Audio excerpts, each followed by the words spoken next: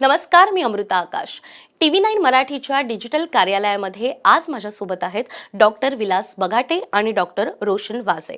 तर डॉक्टर विलास यांची ओळख जलतज्ञ म्हणून आहे, तर डॉक्टर रोशन यांना पाणी का डॉक्टर म्हणून ओळखलं जातं।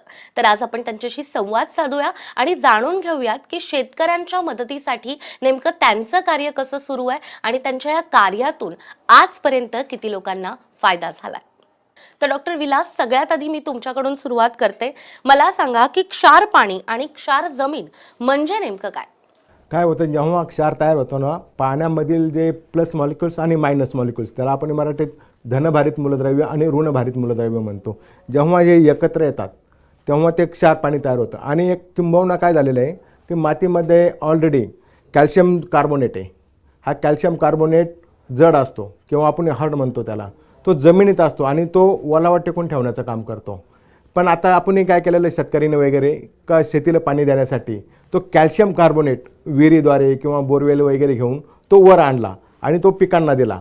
आणि कॅल्शियम कार्बोनेट असेल तर पाणी जड होतं, जड झाल्यामुळं काय होतं, पर्क्युलेशन वगैरे होत नाही।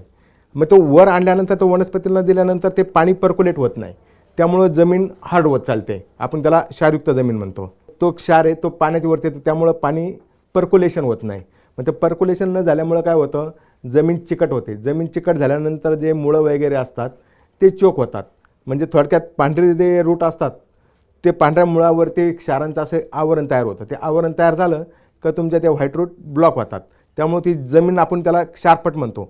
पण क्षार पाणी म्हणजे नेमके काय, जेव्हा दोन मूलद्रव्य, एक धनभारित मूलद्रव्य एक ऋणभारित मूलद्रव्य, जेव्हा दोन्ही एकत्र आले का तो क्षार तयार होतो। फॉर